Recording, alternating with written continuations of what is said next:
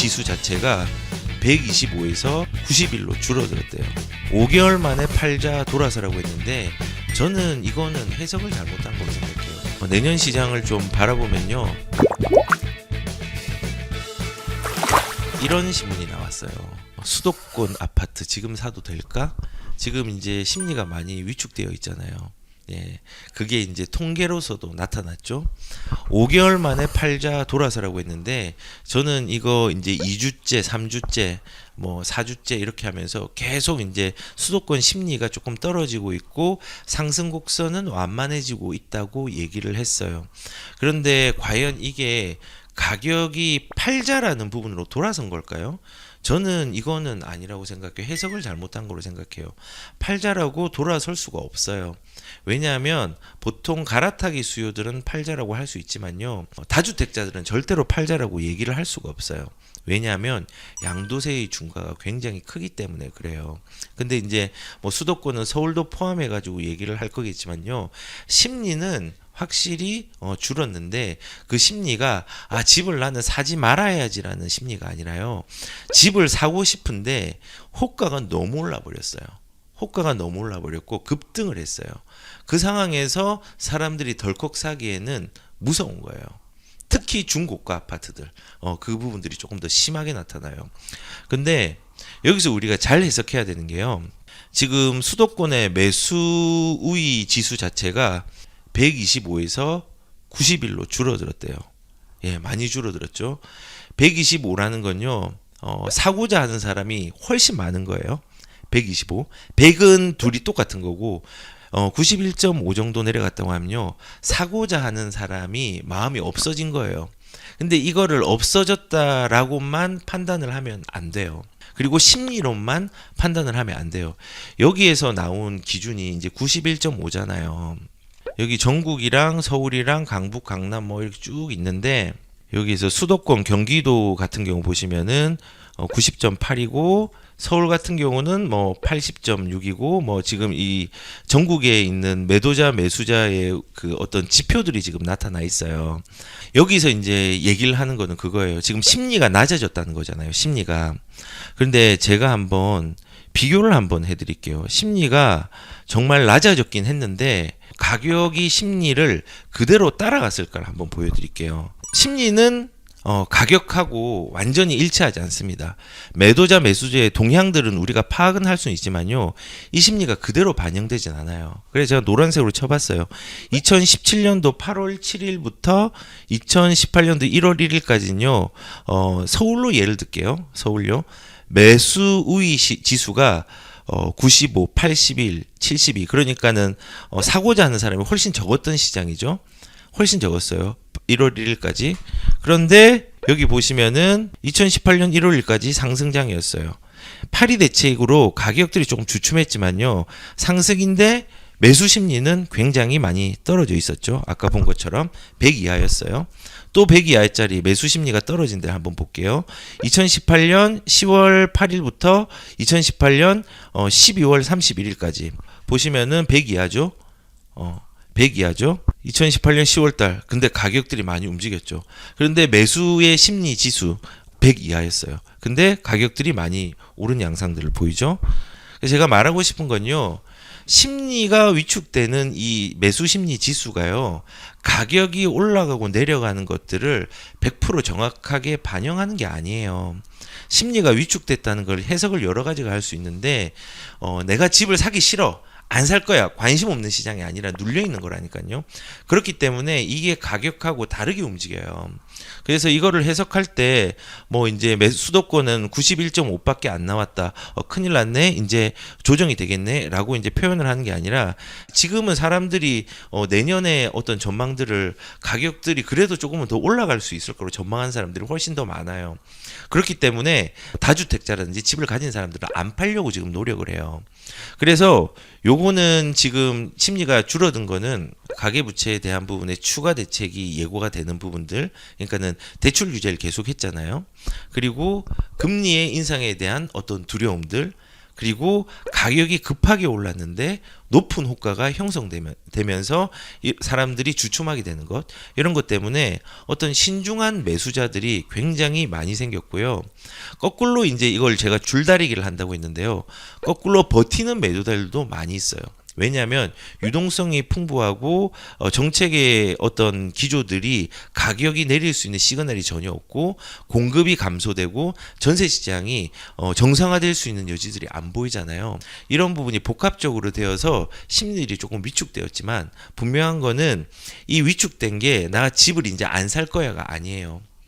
집이 없는 사람은요, 이런 상황들이 조금만 불안한 요소들이 없어지거나 이제 내년에 트리거가 되어가지고 한계가 확 움직여버리면요, 가격들이 또 이제 이상하게 부작용으로 만들어져서 막 흔들릴 수 있는 부분이 있단 말이에요. 그래서 일단은 지금 매수자들은 신중한 거죠. 네, 사고 싶은데 신중한 거고, 매도자들은 집값이 더 오르기 때문에 버티려고 하는 시장들이 지금 형성이 되고 있습니다.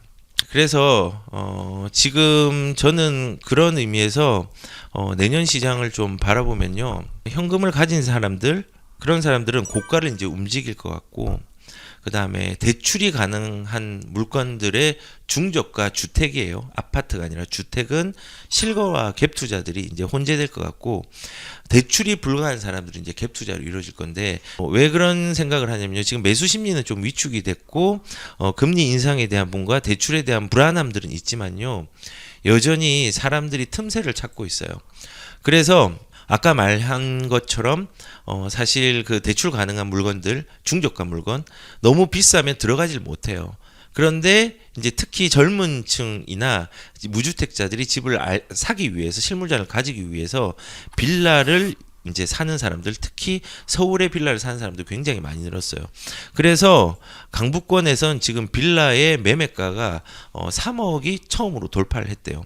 그리고 지금 이런 규제를 피하니까 오피스텔 분양이 완판이래요. 왜냐하면 예전에 오피스텔 생각하면은 원룸짜리, 1.5룸짜리를 생각하지만요, 지금 이제 대체 상품으로 곽광을 받고 있는 건요, 뭐 3룸이라든지 이제 5구 타입이라든지 이제 84 타입이라든지 이런 식으로 오피스텔로 나오는 것들은요, 굉장히 인기가 좋아요. 이렇게 되는 이유는요, 사실은 이 오피스텔 같은 경우는요, 대체제로서, 지금 현재 주택에 대한 대체제로서 이게 이제 곽강을 받고 있는 부분이고, 사실은 청약의 순위나 이런 거에 자격이 필요 없고 가점이 낮거나 이런 부분이 있어도 사실은 상관없어요. 왜냐하면 그런 자격들이 되게 턱이 낮기 때문에 그래요.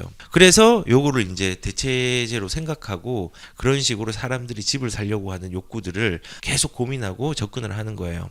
개인적으로는 빌라나 오피스텔요, 올랐다고 하지만은 회수를 할 때 가장 큰 문제가 생겨요. 아마 거래를 해보신 분은 아시겠지만요, 지금 이렇게 급하게 올라버리면요, 빌라의 부작용은요, 내가 매도할 때 매수인이 붙지 않는 물건이 될 수 있어서 가격을 많이 낮춰야 될 수 있는 가능성이 커요.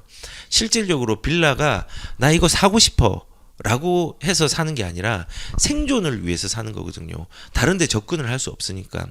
그래서 저는 최소한 빌라는 경기도권에서는 진짜 투자로서는 정말 하시면 안 되고, 실거주한테 그거를 넘겨줘야 되고, 서울에서 일부 지역들은 뭐 유효할 수는 있겠지만은 대부분 이렇게 뭔가를 선별해가지고 분석해서 빌라를 접근하는 것보다는요, 차라리 저는 경기도 쪽이나 뭐 인천 쪽에 괜찮은 아파트, 그리고 경기도 같은 경우나 인천은 진보가 있는 지역이어야 되겠죠.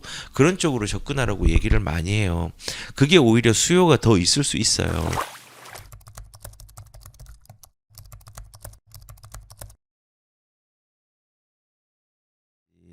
이제 가계부채 관리 대책이 나왔어요. 그냥 한마디로 요약을 하면요, 이 DSR이 강화가 되는 시점이 당겼어요.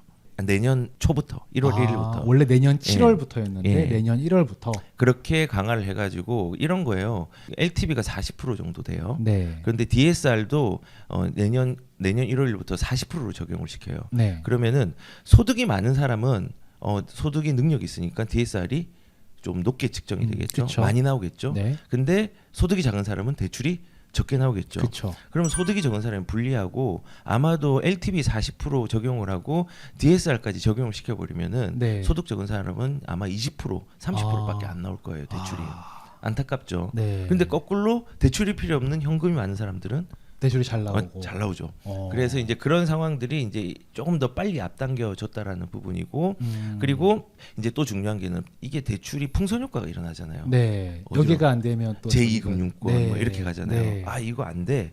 해서 제2금융권에 대한 부분들을 조금은 풍선 효과를 막기 위해서 DSR이 이제 신용대출에 대해서는 60%거든요. 네. 근데 이거를 10%로 낮추고 내년부터 바로 시행하겠다라고 해서 그냥 이 신용대출에 대한 부분들도 조금 막아놨어요.